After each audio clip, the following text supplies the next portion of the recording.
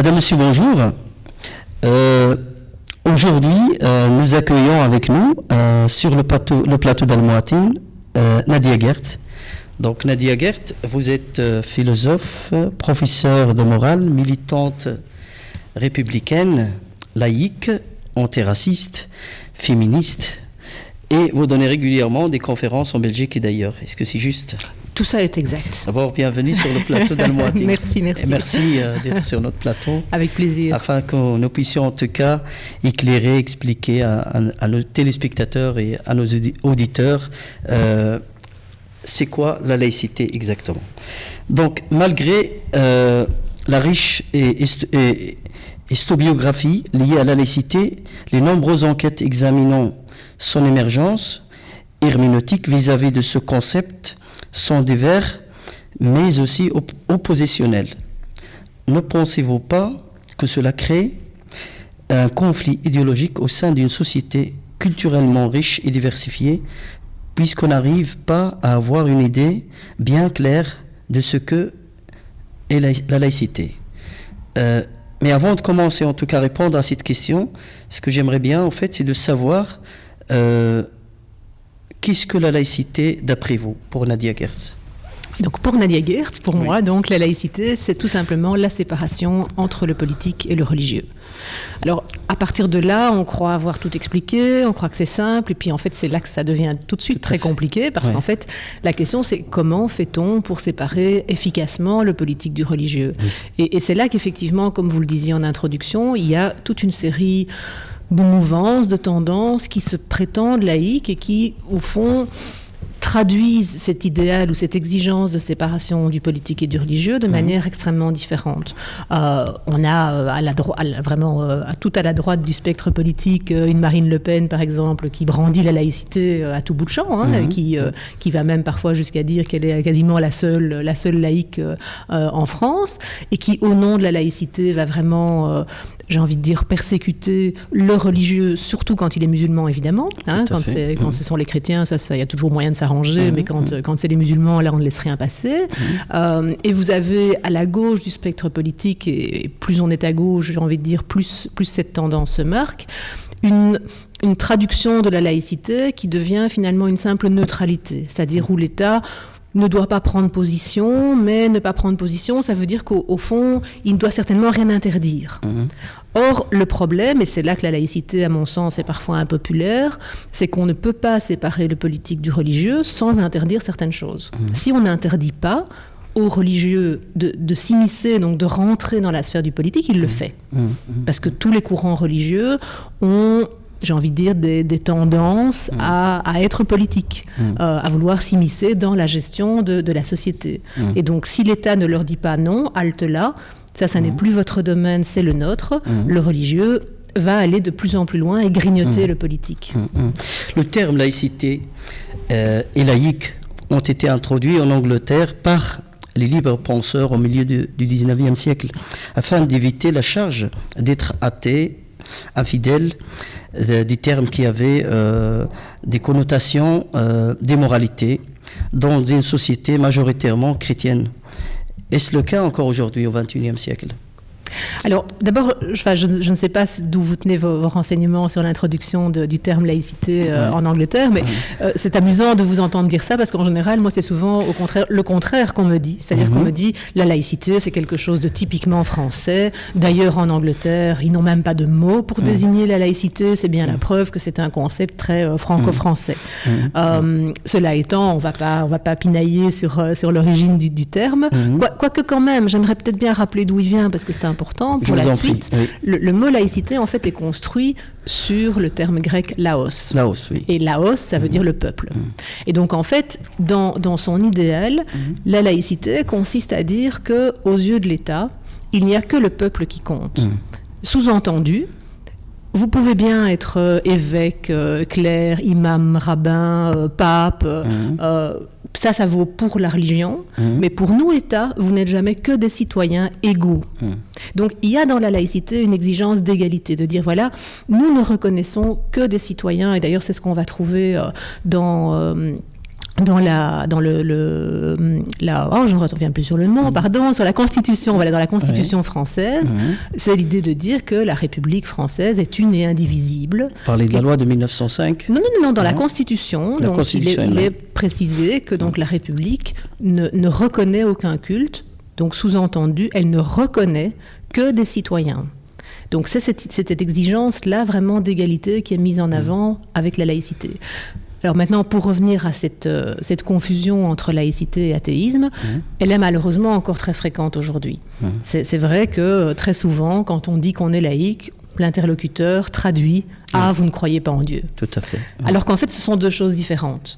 Maintenant, la confusion, je pense qu'elle s'explique par le fait que c'est évidemment plus facile de vouloir que le religieux reste, disons, dans la sphère privée quand on n'est pas croyant. Tout à fait. Quand on est croyant, souvent on voit moins le problème à ce que sa religion ait une certaine emprise sur la politique.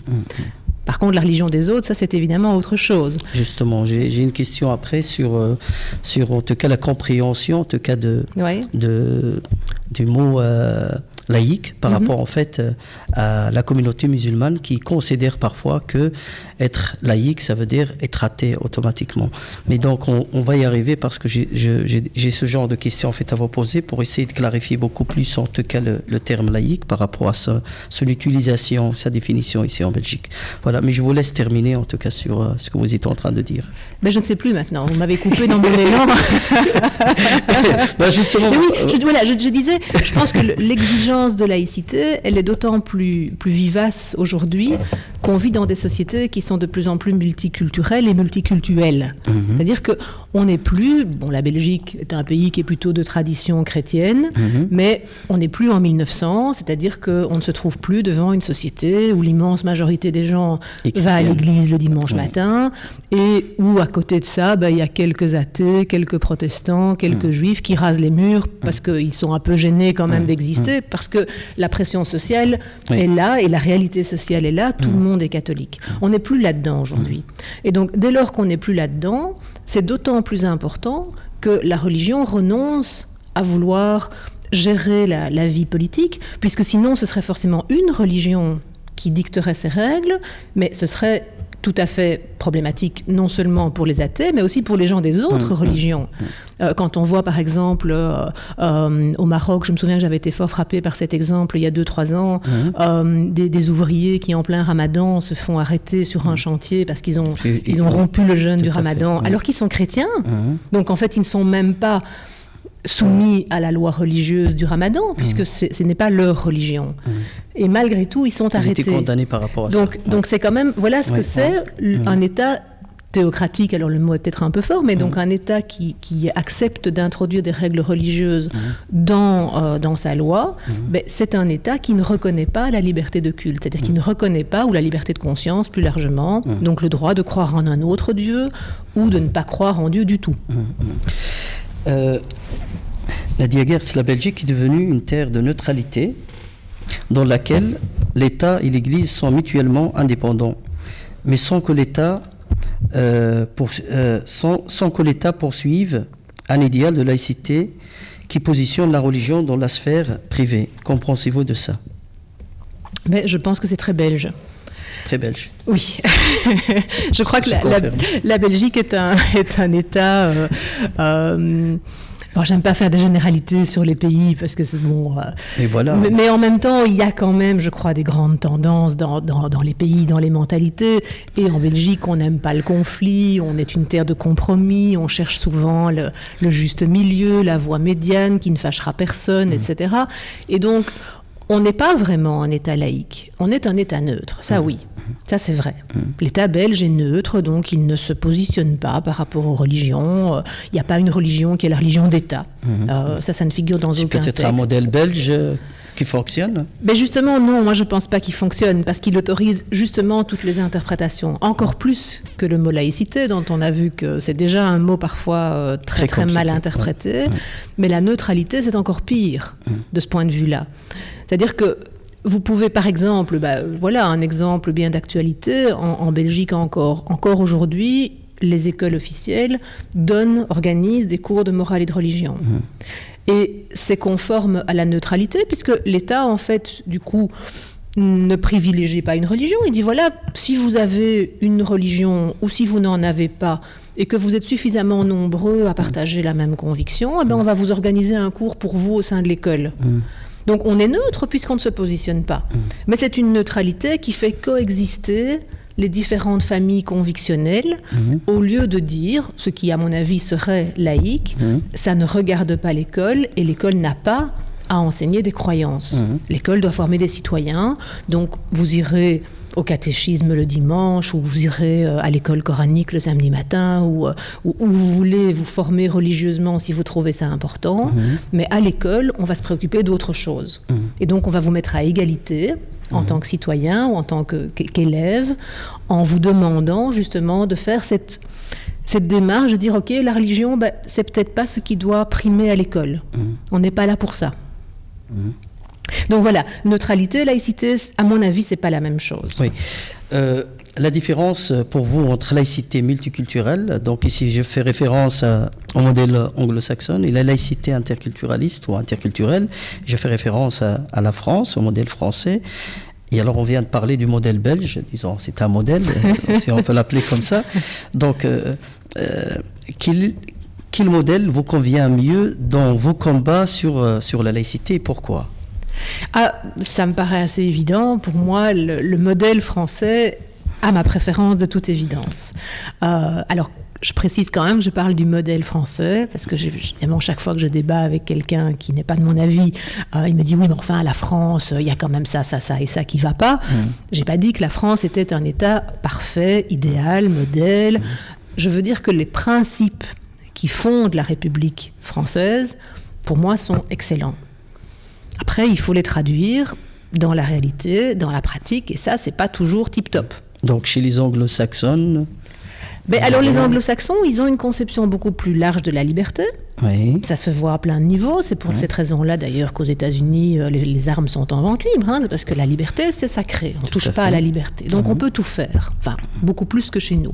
On peut, beaucoup plus, d'ailleurs, tenir des propos racistes, par exemple, sans être poursuivi, au nom de la liberté. Donc, la liberté, c'est un principe sacro-saint pour les anglo-saxons. Mais, au nom de la liberté, finalement, ils laissent se développer des communautés de manière quasiment étanches les unes aux autres. C'est-à-dire qu'ils vont considérer que si on est sikh, ou si on est hindou, ou si on est bouddhiste, ou si on est musulman, etc., et qu'on veut, au nom de notre religion, vivre entre soi, se marier entre soi, avoir des tribunaux qui vont régler nos affaires familiales selon les règles religieuses et pas selon le droit civil, etc., au nom de la liberté, on doit accepter ça.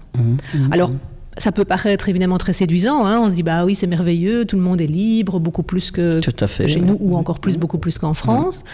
Et en même temps, ça mène à des sociétés qui sont beaucoup plus ghettoisées. C'est-à-dire que les gens se rencontrent beaucoup moins, puisqu'en fait, tout les encourage à rester entre eux. Ils ont des espèces de circuits de développement indépendants où ils vivent entre eux. Et je dis toujours ça quand on...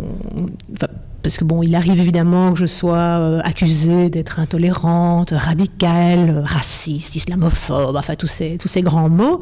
Et moi, je parle souvent de mon idéal quand j'étais gamine, puisque un de mes premiers combats, c'était l'antiracisme. L'antiracisme, oui. Et quand moi j'avais 15 ans, c'était l'époque des publicités Benetton. Alors, je ne sais pas si les auditeurs ou les téléspectateurs voient ce que c'est encore, mais il y avait ces campagnes de publicité Benetton avec un petit garçon noir, un petit garçon et une petite fille, quand même, n'exagérons rien, blanche, qui se faisait un gros bisou sur la bouche, et c'était mignon. Et le message, c'était, au fond, on s'en fout de la couleur de peau. Je veux dire, l'essentiel, c'est qu'on est des êtres humains, et si on s'aime et qu'on a envie de vivre ensemble, qu'importe notre couleur de peau. Moi, ça me parle toujours. Et donc, je trouve dommage d'en arriver à des sociétés qui encouragent à rester entre soi. Je trouve que, justement, c'est ça la différence entre la multiculturalité et l'interculturalité. C'est que la multiculturalité, finalement, c'est un peu comme un patchwork, quoi. Vous avez des petits carrés, les petits carrés côte à côte, comme ça, mais il n'y a pas ou peu d'échanges et d'interactions. Moi, je ne vois pas très bien l'intérêt de vivre soi-disant ensemble, si c'est pour rester chacun sur son petit précaré. Mon idéal à moi, c'est autre chose. Et vous pensez aussi, par exemple, qu'à Bruxelles, il n'y a pas ce métissage, ces rencontres, cette cohabitation, etc., interculturelle. Disons que Bruxelles est une petite ville, et donc c'est vrai qu'on peut facilement, en faisant 500 mètres, changer de quartier et donc rencontrer d'autres profils. Etc., Mais en même temps, moi je suis aussi enseignante et je circule beaucoup dans les écoles secondaires et primaires. Il y a beaucoup d'écoles sont très ghettoisées. Quand on parle aujourd'hui de mixité culturelle, mais elle n'est pas autant là qu'elle devrait l'être. L'exemple de Molenbeek, par exemple. Oui, de Molenbeek, mais aussi d'Anderlecht, aussi de Schaerbeek, aussi d'Uccle. Je veux dire, à un autre niveau, c'est un autre genre de communautarisme. Mais vous avez des écoles qui sont à 95% composées de gamins issus de l'immigration maghrébine ou subsaharienne, par exemple. Et vous avez des écoles qui sont à 95% composées de petites têtes blondes, donc, quoi. Ce modèle français peut apporter, en tout cas, cette mixité, à votre avis? Alors, au niveau de l'école, je pense malheureusement pas que les Français aient trouvé plus la bonne solution. On fonctionne avec une carte scolaire, donc pour essayer justement de dispatcher, j'ai envie de dire, les gens pour qu'ils n'aillent pas dans l'école de leur quartier. Mais ça génère d'autres stratégies. Je veux dire, les parents qui veulent absolument mettre leurs gamins dans telle ou telle école, ils vont dans l'enseignement privé, ou ils se font domicilier de manière fictive ailleurs pour avoir droit à l'école de leur choix. Donc on n'a pas encore trouvé de solution. Moi, je ne sais pas. En fait, là, vous touchez vraiment à quelque chose qui, à la fois, me tient à cœur et où je m'avoue tout à fait impuissante. C'est que je pense qu'à un moment donné, le problème n'est même plus un problème de laïcité ou de neutralité ou de quoi que ce soit. C'est un problème d'urbanisme. C'est qu'en fait, on a laissé se développer des ghettos, des quartiers qui ont été laissés à l'abandon. Je veux dire, près de la gare du Midi, par exemple, c'est un exemple tout à fait évident. Je veux dire, les gens qui débarquent du train et qui ne trouvent pas de logement, ils allaient trouver à un moment donné des logements tout à fait insalubres, désertés par les Belges parce que c'était scandaleux. Mais pour eux, pour ces gens-là, c'était déjà mieux que rien. Et donc, ils s'y sont installés. Ça a fait fuir encore plus les Belges qui étaient encore là, et même d'ailleurs les immigrés, dès qu'ils avaient l'occasion de fuir, ils fuyaient.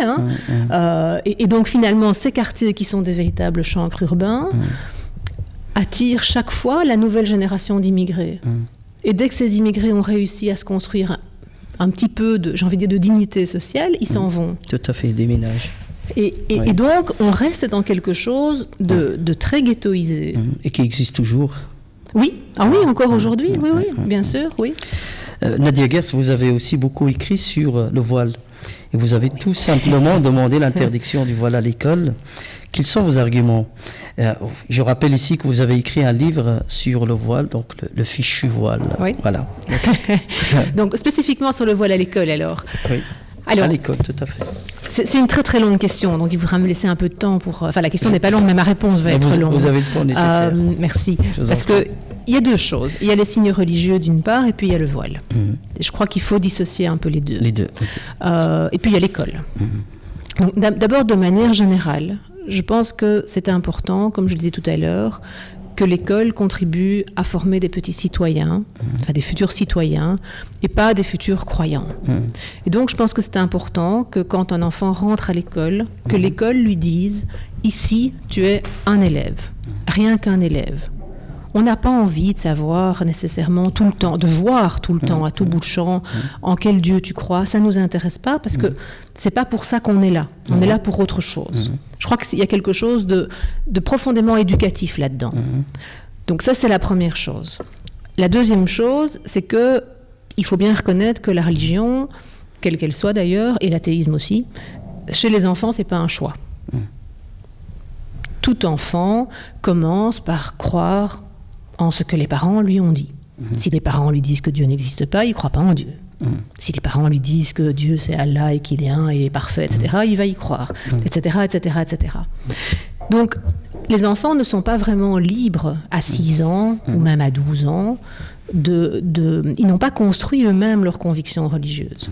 Donc, je pense qu'à un moment donné, c'est aussi important que l'école puisse ne pas sacraliser quelque chose qui vient de la maison, qui n'est pas quelque chose qui vient de l'enfant lui-même.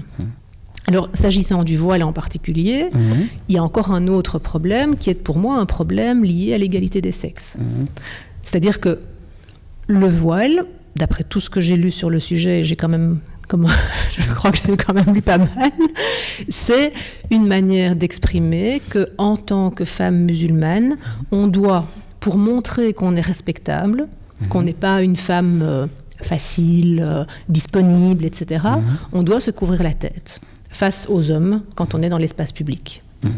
Donc il y a quelque chose là qui, moi, me pose vraiment un problème en tant que féministe. C'est-à-dire que ça signifie qu'une femme n'est pas respectable en tant que telle. Elle est respectable uniquement si elle a quelque chose sur la tête qui dit qu'elle l'est. Alors que les hommes, eux, n'ont pas cette obligation. Nulle part, il n'est écrit qu'un homme doit porter quelque chose de bien précis s'il veut qu'on le respecte. Donc, au fond, si on pousse le raisonnement, ça veut dire que les hommes, il faut les respecter parce que c'est des hommes.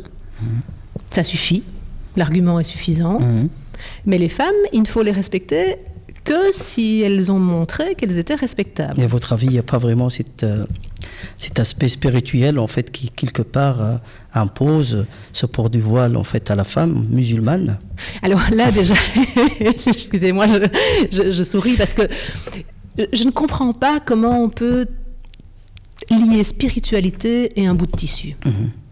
Pour moi, la spiritualité, ça ne peut pas être matérialisé par quelque chose d'aussi codifié. La spiritualité, justement, c'est pas physique, c'est pas matériel. Donc dire, c'est pas vestimentaire, ça vient de non, l'intérieur. Oui, bien sûr. Donc une femme qui vous dit mon voile, c'est ma spiritualité, j'ai envie de lui dire c'est triste. Enfin, c'est pas grand-chose, quoi. Enfin, si on vous enlève votre voile, on vous enlève votre spiritualité. Enfin, qu'est-ce que ça veut dire, ça? La spiritualité, elle est à l'intérieur. Elle est pas. Elle ne dépend pas d'un vêtement ou d'un accessoire. Une partie en tout cas, parce que cette question fait vraiment débat aussi au sein de la communauté musulmane. Et vous avez des personnes, des religieux, ou des prédicateurs, ou des imams et des ulémas qui sont pour, et d'autres qui sont contre, etc. Donc c'est un débat interne. Mais pour celles qui sont vraiment croyantes que c'est prescrit dans le texte et les textes coraniques, elles portent le voile par conviction spirituelle. Oui, mais alors je vous ai dit ce que je pensais de l'argument, et moi, mon point de départ n'est évidemment pas un point de départ théologique. On pourrait parler de théologie, j'ai lu le Coran, j'y ai pas trouvé le moindre verset qui dise clairement que les cheveux doivent être couverts. On parle de rabattre ses voiles sur la poitrine. Bon, la poitrine, moi je la situe un peu plus bas, donc en tout cas, c'est des questions d'interprétation. Je crois qu'on ne peut pas tirer du texte de manière évidente qu'il y a une obligation de couvrir ses cheveux. Mais j'ai envie de dire, et quand bien même il y aurait dans le Coran quelque chose d'évident, ça ne change rien à ce que l'école, puisque c'était ça votre question, doit décider. Pour moi, une école, justement, séparée, on parlait de séparer le politique du religieux, l'école, elle doit se demander ce qui est le mieux pour les enfants dont elle a la charge. Qu'est-ce qu'il faut faire pour permettre leur épanouissement et leur émancipation? Parce que pour moi, le but de l'école, c'est ça. C'est de faire des individus libres, responsables, autonomes. Donc capables de penser par eux-mêmes et éventuellement de s'émanciper de toute une éducation, de toute une culture, etc., de choses qu'on leur a racontées, etc., d'y réfléchir et de se dire, tiens, je reprends ça, j'y crois, j'y adhère, ou bien au contraire, non, c'est pas mon truc, enfin, j'ai réfléchi, je suis pas d'accord. Et pour moi, dire aux enfants, vous laissez vos signes religieux au vestiaire, et dire aux petites filles, en particulier, à l'école, vous n'êtes pas respectable juste parce que vous avez un voile. Vous êtes respectable parce que vous êtes des êtres humains. Et donc, vous pouvez enlever votre voile et vous asseoir à côté d'un petit garçon et travailler ensemble. Parce qu'on ne va pas vous voir comme, j'ai envie de dire, comme un sexe. On vous voit comme un être humain avant tout. Donc, l'école participe quelque part aussi donc, à ce genre de conditionnement alors, chez les petits-enfants. De conditionnement. Oui. Qu'est-ce que vous voulez dire par conditionnement? Moi, c'est plutôt un déconditionnement. Un conditionnement, ça veut dire que l'école, quelque part, accepte aussi le fait qu'une petite fille, par exemple, porte le voile à l'école. En général, en Belgique, ça n'est plus le cas. La plupart des écoles interdisent aujourd'hui les signes religieux. L'école islamique existe. Oui, c'est vrai. Porte-voile. Mais oui, mais voilà, ça c'est un excellent exemple de ce que je disais tout à l'heure quand je disais que l'État belge est neutre mais pas laïque. C'est-à-dire que l'État belge considère qu'il est neutre puisqu'il finance les écoles confessionnelles, quelle que soit la religion. Et donc c'est logique évidemment, à partir du moment où depuis 1830 il y a des écoles catholiques qui ont obtenu un généreux financement de l'État belge, quand les juifs ou les musulmans disent « Ah ben nous aussi, on aimerait bien des sous de l'État pour construire notre enseignement », évidemment que l'État ne peut pas dire non. S'il dit non, on va lui dire « c'est de la discrimination ». C'est logique. Mais en même temps, pour moi, l'État ne devrait pas financer d'écoles confessionnelles du tout. Qu'elles soient catholiques, musulmanes, juives ou n'importe quoi, ça ne devrait pas être son rôle. Il y a un enseignement officiel qui est pour tous les enfants. Tous les enfants y sont les bienvenus. Il ne faut pas croire ou ne pas croire en quoi que ce soit pour s'inscrire dans une école officielle. Il faut donc alors faire un changement par rapport à la Constitution belge. Oui, mais ça, c'est un gros morceau. Parce que le réseau catholique, c'est quelque chose. C'est à peu près 50% des écoles en Belgique. Donc le débat, soit le combat, il sera encore... Le combat n'est pas terminé. Donc, Nadia Gertz, la laïcité comprise par quasi tous les musulmans comme de l'athéisme. Ne pensez-vous pas qu'il faudrait entreprendre un grand effort d'explication auprès des musulmans, en sachant qu'il y a de plus en plus de musulmans, il y a plus ou moins 750 musulmans en Belgique. 750 000, je suppose. 750 000. Oui. Mais oui, et pas seulement par rapport aux musulmans. Je pense qu'il faudrait effectivement faire de la pédagogie de la laïcité. Mais de nouveau, ce qui est compliqué, c'est que puisque l'État belge n'est pas laïque, pourquoi est-ce qu'on irait expliquer la laïcité ?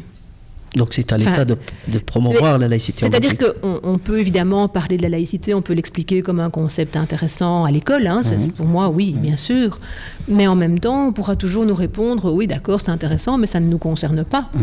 La Belgique n'est pas laïque, donc pourquoi vous nous parlez de laïcité ?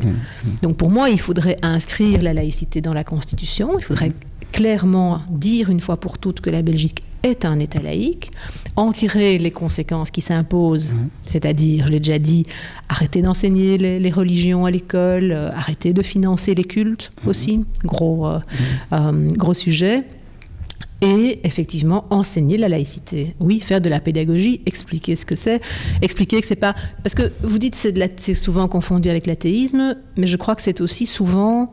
La laïcité est aussi souvent confondue avec de l'hostilité envers la religion. Or, c'est pas ça. Moi, j'ai pas de problème avec les religions tant qu'elles ne se mêlent pas de diriger ma vie. Chez les musulmans, en tout cas, être laïque, ça veut dire en arabe al-ilmani, et c'est un athée. Donc, c'est quelqu'un qui est athée. Donc ici, c'est vrai qu'il faut vraiment beaucoup de pédagogie pour que justement, que les musulmans puissent comprendre, en tout cas, la vraie définition déjà du mot laïque, avant même d'entamer, en tout cas, c'est un processus pour aller vers la laïcité. Oui, ceci dit, ce qui est intéressant aussi, enfin, je crois comprendre, mais vous me direz si je me trompe, dans ce que vous dites, que quand vous dites que pour les musulmans, être laïque, c'est être athée, j'ai l'impression que vous voulez dire aussi que c'est déjà alors... pas une insulte, mais en tout cas quelque chose de péjoratif. C'est un refus catégorique, en tout cas, de même s'identifier en tant que laïque. Oui, mais ça aussi, c'est un problème, parce que en quoi est-ce que c'est grave d'être athée ? C'est pas un drame, c'est pas un crime, c'est pas... Pour un religieux, pour un croyant, en tout cas, c'est comme ça qu'il le voit, qu'il l'aperçoit, lui, dans son cadre de référence spirituel. Oui, mais ça, vous voyez...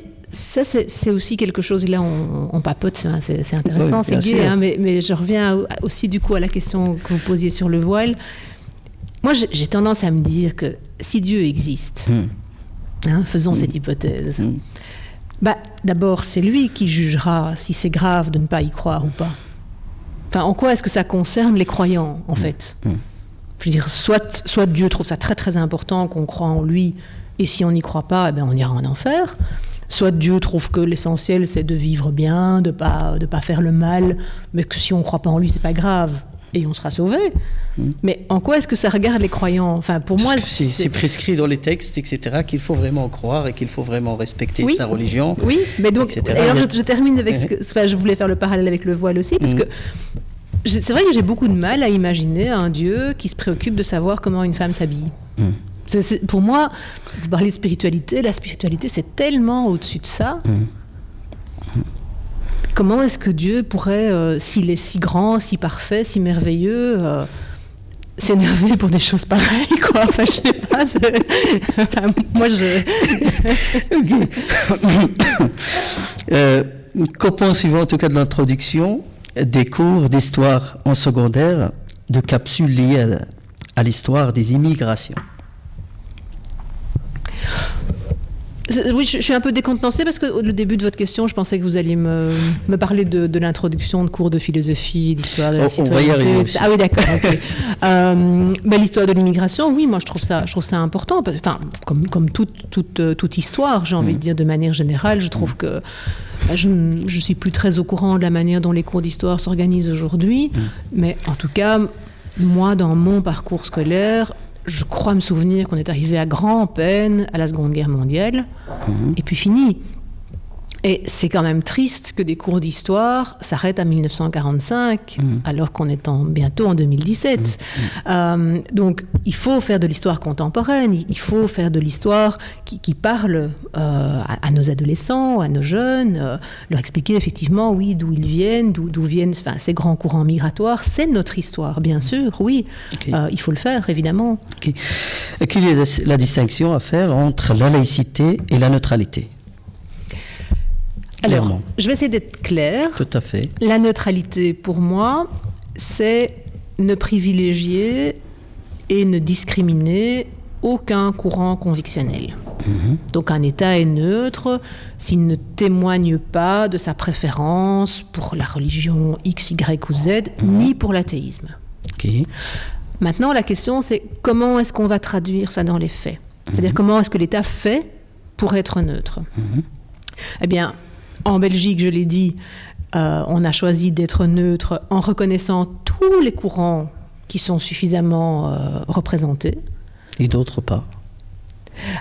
Oui, alors, attendez, minute, je termine et puis je reviens là-dessus. D'accord. Donc, soit on reconnaît tous les courants qui ont suffisamment de membres, entre guillemets, donc on va reconnaître les catholiques, les protestants, l'islam, le judaïsme, etc., et la laïcité organisée en Belgique, soit l'État dit, être neutre, c'est ne reconnaître aucun courant.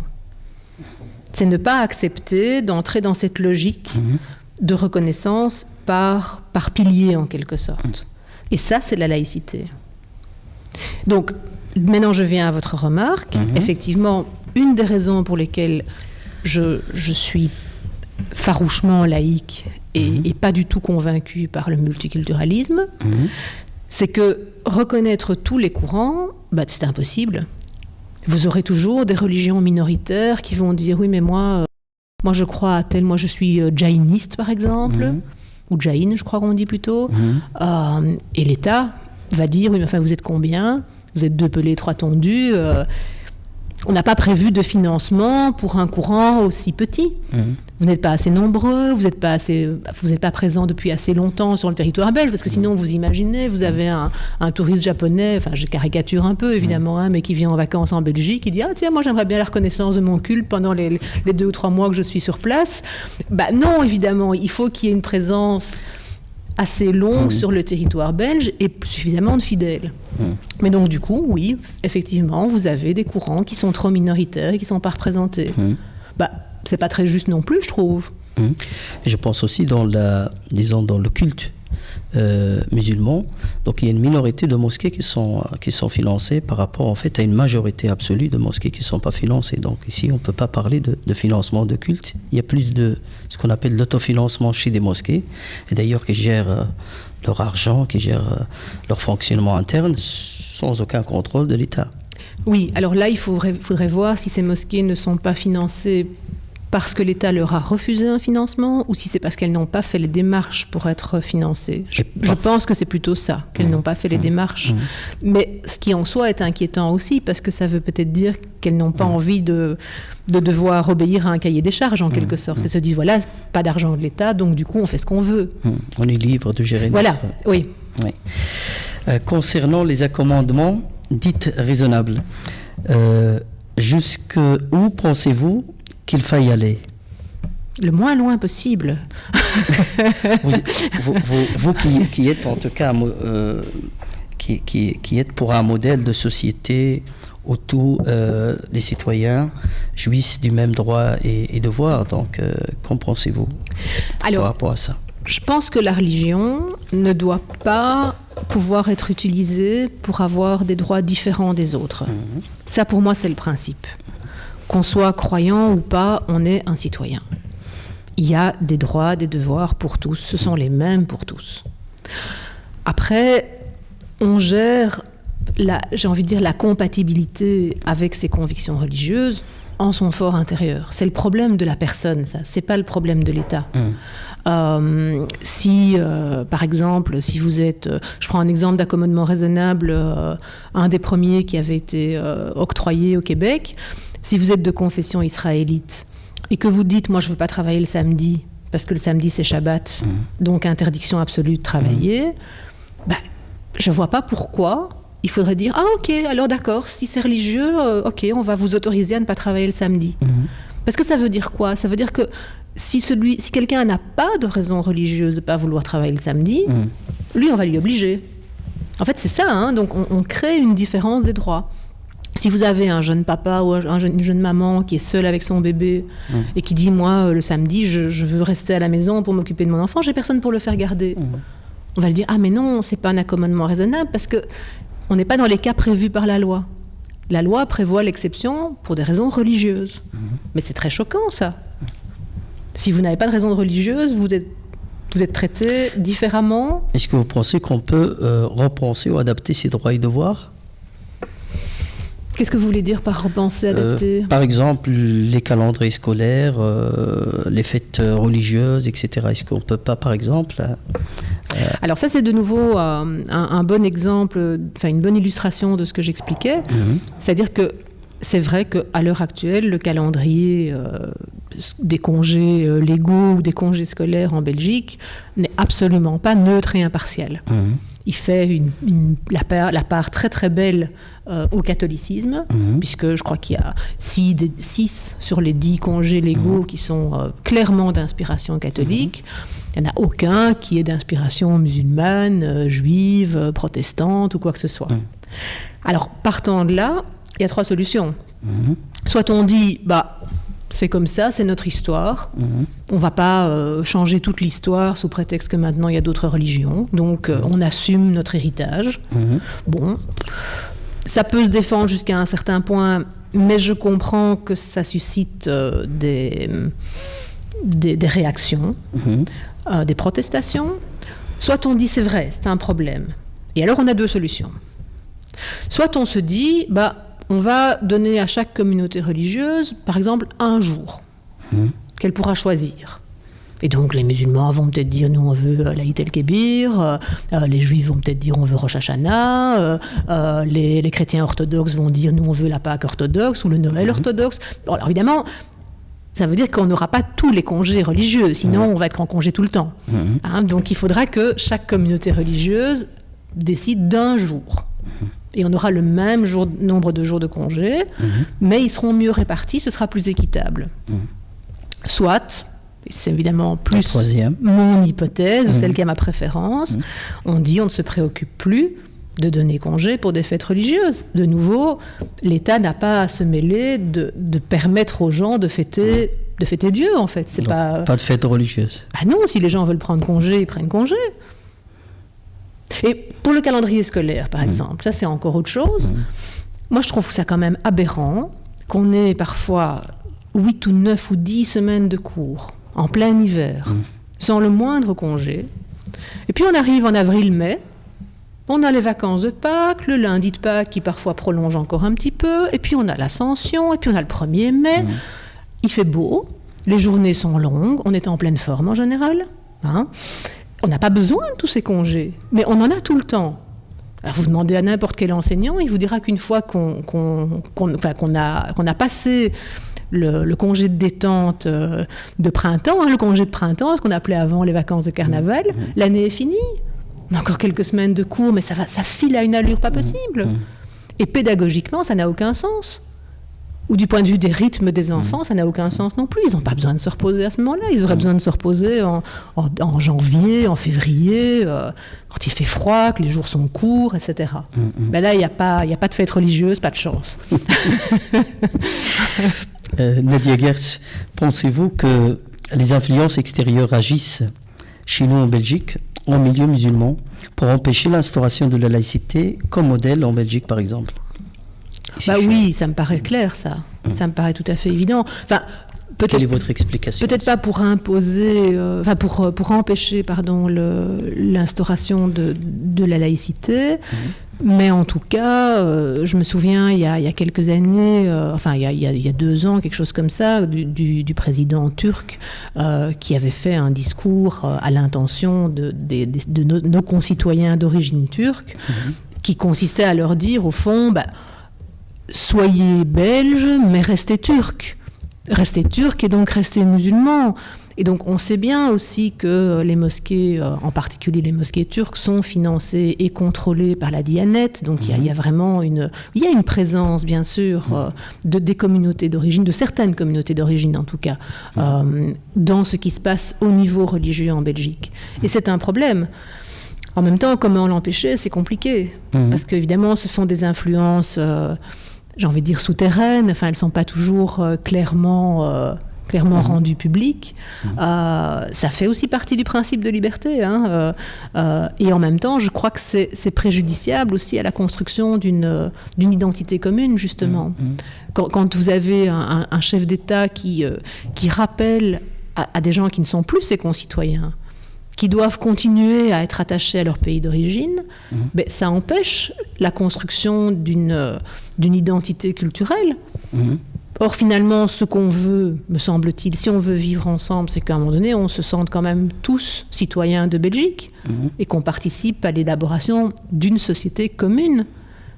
Mais si on est tout le temps... avec le pied, le pied entre 2 chaises, si on est tout le temps avec un pied dans chaque pays, et je pense que c'est le cas de beaucoup de jeunes, parfois même de 3e ou de 4e génération, qui n'arrivent pas à se sentir pleinement d'ici. Je ne dis pas que c'est uniquement leur faute, je crois que c'est aussi la faute du pays d'accueil, qui les renvoie aussi souvent à leurs origines. Moi j'étais enseignante très longtemps, je suis toujours enseignante, mais j'étais très longtemps enseignante dans le secondaire. Combien de fois est-ce que j'ai pas eu des élèves qui me disaient moi je suis turc ou moi je suis marocain? Et moi à chaque fois je les arrêtais, je disais tu es turc toi? Tu es marocain? Tu as une carte d'identité turque? Et alors l'élève me disait ah non, j'ai une carte d'identité belge, mais je suis turc. Je dis mais alors t'es pas turc, t'es belge. Tu es d'origine turque. Au belgo-turc. Pardon? Belgo-turc. Je ne crois pas que la Turquie reconnaisse la double nationalité. C'est pour ça que j'ai pu parler du Maroc, parce que le Maroc, c'est encore autre chose, puisque au Maroc, il y a la double nationalité d'office. On ne perd pas sa nationalité. En tout cas, j'ai rencontré pas mal de Turcs qui me parlent qu'il est belgo-turc. Donc, est-ce que vraiment, au niveau de la nationalité, ou soit vraiment une sorte de représentation identitaire, je ne sais pas. En tout cas, ces élèves-là, ils étaient belges, pleinement. Je dirais, parce que finalement, certains me montraient leur carte d'identité, tout en me disant « mais je suis turc ». Je dis « mais non ». Et alors, mon propos, évidemment, n'est pas qu'ils renient leurs origines ou quoi, c'est pas du tout ça. C'est simplement que c'était important, à un moment donné, de pouvoir tenir les deux, de dire « voilà, j'ai des origines X, Y, Z ». J'ai un attachement à mon pays d'origine, j'y retourne souvent, ça m'a imprégné, mes parents, mes grands-parents m'en parlent, etc. Tout ça, très bien, pas de problème. Mais en même temps, je suis un citoyen belge. Mais vous parlez de l'identité, une identité composée quand même de ses origines, de sa culture, de ses traditions, de ses grands-parents, etc. Oui. Donc tout ça fait de lui, en fait, avec sa belgitude aussi, fait de lui en tout cas un être un Belge, ou un belgo-belge, un belgo-marocain, etc., qui s'attache peut-être à ses origines, mais qui peut aussi s'attacher aux valeurs du pays d'accueil ou du pays où il est né, ici en Belgique. Donc ça peut composer, en tout cas, à mon avis, cette identité-là. Bien sûr, mais je pense qu'on ne s'est pas compris parce qu'on ne parle pas d'identité de la même manière. Moi, je parlais vraiment de la carte d'identité et donc des données administratives. Sur une carte d'identité, on n'a pas ces attachements Ils possèdent d'autres cartes d'identité de leur pays d'origine. Non, mais justement, dans ce cas-là, ils ne l'avaient pas. C'est pour ça que j'insiste. Et chez les Marocains, par exemple, ils portent aussi une carte d'identité marocaine. Donc, comment l'expliquer? Et d'autres qui ont peut-être 3 cartes d'identité. Si on parle de terme d'identité, de carte d'identité. Mais je pense que ça peut se vivre de manière apaisée. Hein. Je ne suis pas occupée à dire que c'est en soi toujours un problème. Oui. Mais ce que j'ai voulu pointer, c'est le fait que certains jeunes d'origine étrangère ne se sentent pas belges alors qu'ils le sont. Et ça, je trouve que c'est un problème. Et ça ne peut pas être, par exemple, l'effet inverse, à savoir qu'ils ne retrouvent pas vraiment leur place en Belgique. Si, justement. C'est pour ça que je disais, je ne pense pas que ce soit nécessairement toujours leur faute. Je pense qu'effectivement, très souvent, notamment les enseignants, d'ailleurs, sont maladroits. C'est-à-dire que, par exemple, quand ils vont accueillir une nouvelle classe, ils vont demander d'où viennent les élèves. Imaginons des tout petits bouts à l'école maternelle, par exemple, de 3-4 ans. Et si la petite Fatima répond qu'elle vient de Molenbeek, l'enseignant va lui dire « Oui, mais avant, tu viens d'où? Ton pays d'origine, c'est quoi ?» Et quelque part, il va insister jusqu'au moment où Fatima lui dira que c'est le Maroc. Alors que si elle dit qu'elle vient de Molenbeek, c'est très bien, elle vient de Molenbeek. C'est ça son ressenti à elle. Si elle se sent molenbeekoise, pourquoi est-ce qu'il faut aller l'embêter pour qu'elle avoue que... Vous voyez, c'est ça mon problème. Et je crois que c'est en se comportant comme ça, ou en faisant des contrôles au faciès de façon systématique, par exemple, en renvoyant des jeunes, parce qu'ils n'ont pas la bonne tête, entre guillemets, on va les contrôler plus que les autres, etc. On finit par faire en sorte que quand ils ont 15 ans, 16 ans, ils vous disent « moi je suis marocain ». Et alors, vous vous dites, oui, mais qu'est-ce qu'on a fait? Où est-ce que ça a foiré? Qu'est-ce qui fait que ça n'a pas marché? Oui, mais c'est peut-être nous qui les avons renvoyés à cette identité-là. Peut-être qu'ils auraient bien voulu être belges, se sentir belges, mais que nous, on leur a dit, non, avec la tête que tu as, tu peux pas être tout à fait belge. Il y a autre chose. Et ça, c'est embêtant. Tu as raison. Est-ce qu'on peut pas se demander si la multiculturalité contraint ou non la laïcité à se renouveler. Aussi se demander si la multiculturalité impose ou non de repenser le modèle de la neutralité. C'est 2 questions. Alors, je ne suis pas sûre d'avoir enregistré les 2, donc je vais répondre à la première déjà. Je pense que la multiculturalité, d'abord, c'est un fait. Donc, pour moi, ce n'est pas un projet de société, la multiculturalité. C'est une réalité sociétale. Tout à fait. On est dans une société avec plusieurs... composées de cultures différentes. Culturelles, voilà. Tout à fait. Alors, cette multiculturalité, je ne pense pas qu'elle nous impose de repenser la laïcité. Je pense qu'elle nous impose de la mettre en œuvre, réellement. Parce que, comme je disais tout à l'heure, je pense que dans une société monoculturelle... c'est pas encore trop gênant, avec plein de pincettes, si le religieux impose un peu sa marque. Parce qu'après tout, la plupart des gens sont d'accord, c'est leur religion, etc. Tant que les gens sont d'accord, à la limite, pourquoi pas? À la limite, c'est pas mon modèle de société. Mais à partir du moment où il y a plusieurs composantes qui sont d'importance... suffisamment importante pour avoir du poids. À ce moment-là, ça devient urgent que l'État soit laïque. Il ne peut pas continuer à favoriser un courant. Tout à fait. Donc pour moi, il y a une vraie urgence aujourd'hui à gérer en fait la diversité, j'allais dire culturelle, mais je préfère parler de diversité cultuelle. Parce qu'en fait, je crois qu'il y a beaucoup d'hypocrisie aussi dans ces histoires, dans ces terminologies. Quand on parle de diversité culturelle, on fait comme si ce qui posait problème, c'est la culture. Moi, j'ai envie de dire, la culture, ça pose jamais problème. Tout à fait.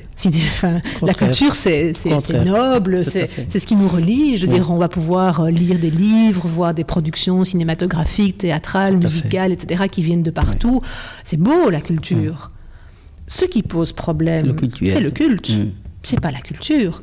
Et c'est le culte, justement, pas quand il est vécu de manière personnelle et intime, mais quand il est vécu de manière prosélytes ou quand les gens ne sont pas capables de faire la distinction entre ce qu'ils croient vrai, eux, et ce qui est nécessaire pour vivre ensemble. C'est ces deux choses différentes. Et je pense que nous sommes actuellement dans cette situation qui est de ne pas vraiment comprendre ou de ne pas vouloir justement respecter l'autre et vivre avec l'autre. Il y a une sorte d'imposition en tout cas d'une minorité majoritaire, puisque en tout cas l'impression que moi j'ai. Mais c'est-à-dire qu'il y a une pression, enfin je ne suis pas sûre si je vous ai bien compris, je pense qu'il y a aussi une espèce de concurrence au sein des religions ou à l'intérieur des religions à qui sera le plus religieux et donc le meilleur. Et c'est pour ça aussi que l'État doit à un moment donné mettre le haut là. Parce que sinon, on arrive dans une surenchère. On le voit dans les écoles. Vous avez aujourd'hui des demandes de menus adaptés en fonction de la confession. Alors avant, c'était juste pas de porc. Maintenant, c'est on veut de la nourriture halal. Parfois même des parents qui ne veulent plus envoyer leur enfant en voyage scolaire sans lui donner sa nourriture dans son bagage. C'est des choses qu'on m'a racontées. Donc, il y a comme ça, du coup, alors une espèce de contrôle social qui fait que celui qui accepte encore que son enfant mange à la cantine est pointé du doigt par les autres qui disent « Mais oui, mais c'est pas halal, donc c'est pas bien, tu te conduis pas comme un bon musulman ». Et ça, c'est un problème aussi, ce contrôle social. Je reviens à ce que je disais tantôt. Pour moi, la religion et la pratique, ça devrait être une affaire entre la personne et Dieu. Il n'y a pas besoin que les hommes s'en mêlent, se contrôlent les uns les autres. Oui. Et c'est très étouffant. Alors pour ceux qui essayent de développer une spiritualité peut-être un petit peu plus compatible avec la vie dans une société occidentale, parce que quand même, on est dans une société occidentale donc qui ne fonctionne pas tout à fait de la même manière non plus. On a toute cette histoire aussi de lutte contre le religieux, c'était les catholiques, mais enfin bon, il y a cette tradition, je veux dire, on a 150, 200 ans de lutte, et je crois que c'est ça aussi que les croyants, ou certains croyants doivent comprendre, je pense. C'est que nous aussi, on a notre histoire. Et qu'il y a des choses qui sont inquiétantes pour nous, parce qu'on a l'impression de revivre un peu les mêmes combats que ceux qu'on a vécus, alors pas personnellement évidemment, mais dont on sait qu'ils ont été durs, qu'ils ont été âpres, qu'ils ont parfois fait des morts, et qu'on a conquis une liberté individuelle qu'on n'avait pas il y a 50 ou il y a 100 ans. Et on n'a pas envie de régresser par rapport à ça. C'est précieux ce qu'on a gagné. Alors Nadia Guert, c'est une dernière question. L'affaire du Burkini. Ah oui. Donc ces derniers jours, donc nous avons beaucoup observé que les médias, vraiment surtout en France, sur les plages, etc., et puis ça se propageait un petit peu partout, même dans les pays arabes, etc. Quel est votre avis par rapport au port du Burkini? Ah là là, j'hésite. Est-ce que je vais être consensuelle ou provocatrice?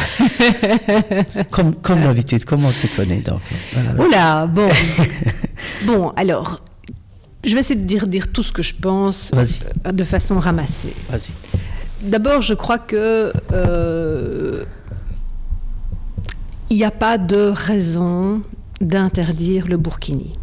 Je ne vois pas au nom de quoi on peut légiférer sur la tenue que porte une femme sur une plage pour se baigner. Dans une piscine, c'est autre chose, il y a des normes d'hygiène, etc. Mais dans la mer, bon, de toute façon, la mer est dégueulasse, donc bon... Il vaut mieux porter un burkini. Non, c'est pas ça que je veux dire, non, mais je veux dire que... Voilà, enfin... Cela étant, deux choses. Je crois... j'ai quand même tendance à voir dans cette affaire du burkini une provocation. Moi, il y a quelque chose qui me heurte profondément dans le fait que quelques semaines à peine après l'attentat commis à Nice, on est dans la même région de France, des femmes qui se baladent en burkini. Alors, je ne suis pas occupée à dire que c'est des terroristes, attention. Ce que je veux dire, c'est qu'à un moment donné, il faut quand même aussi ouvrir les yeux sur ce qui se passe dans le monde, de manière générale, et se rendre compte que le voile et toutes ses déclinaisons, burqa, voile intégral, niqab, tchador, etc., burkini, ce sont devenus des outils de conquête d'un islam politique. Il y a un islamisme galopant dans le monde islamique qui a notamment comme outil, comme but, de contrôler le corps des femmes. Même à la plage? Mais partout, évidemment. Parce que le Daesh interdit justement aux femmes d'aller à la plage, se fréquenter les hommes, regarder les gens nus. Alors évidemment, entre Oussama Ben Laden et Tariq Ramadan, c'est pas tout à fait le même islamisme. Une femme qui met le burkini, qui vient à la plage. Alors on peut évidemment se dire, tiens, c'est chouette. C'est d'intégration. Oui, on pourrait se dire, c'est chouette, elle vient à la plage. Voilà, il fait un pas vers... oui, voilà. Alors malheureusement, je ne crois pas, je peux me tromper, mais je ne crois pas que le burkini aujourd'hui soit un vêtement acheté par des femmes qui avant n'allaient pas se baigner et qui maintenant vont y aller en burkini. Je crois au contraire qu'on va plutôt cibler des femmes qui avant y allaient en maillot traditionnel et qui maintenant vont être convaincues qu'elles doivent porter le burkini pour être des bonnes musulmanes. Donc, ça c'est une chose. Ben oui, mais c'est important quand même. Je veux dire, est-ce que le but c'est de permettre à des femmes d'aller à la plage alors qu'elles n'y allaient pas, ou est-ce que le but c'est de réenfermer les femmes qui avaient commencé à vivre un rapport peut-être un petit peu plus décomplexé, plus sain? Parce que c'est ça aussi qui est toujours le problème. Je reviens toujours à la même chose, mais moi je ne peux pas admettre que des hommes se baladent sur la plage en maillot, en short, pectoraux apparents et tout ça, avec à côté une madame qui peut même pas bronzer les orteils, quoi. Enfin, c'est inacceptable. Enfin, alors je dis pas qu'il faut l'interdire, mais moralement, je trouve qu'il y a quelque chose qui ne va pas. On est de nouveau dans cette espèce d'inégalité profonde entre les hommes et les femmes. Donc je disais provocation. Pour moi, c'est une provocation, je pense que... Enfin, consciente ou inconsciente, j'ai envie de dire, mais comment se fait-il que des femmes puissent ne pas se rendre compte que c'est violent aujourd'hui, dans le sud de la France, quelques semaines après un attentat islamiste, d'aller arborer un uniforme islamique. Enfin, je comprends pas. Je comprends pas. Mesdames et messieurs, c'est ici qu'on arrive à la fin de notre émission. Au revoir.